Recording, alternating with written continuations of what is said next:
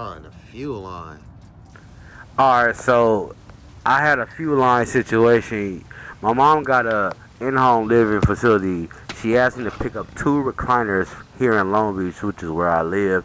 And it was everything was cool. I got to my mom's house. I pulled up in the driveway and I smelled gasoline. And next thing you know, I'm like, damn, let me assess the situation right now. So this is me. And then look.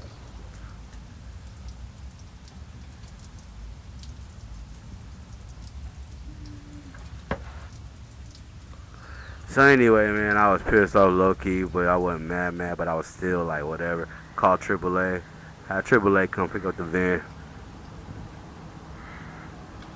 I'm breathing hard as hell like a dragon.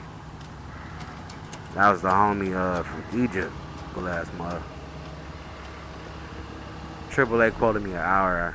It was only like 15 minutes. So this is the van on back of the tow truck.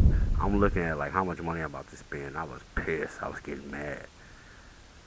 Went to what is Bradley Hut? What is it called, baby? Holly Hut?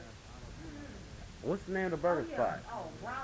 Bradley Hut. And then next thing you know, I got a call. My van was finished. All right, y'all. That's it.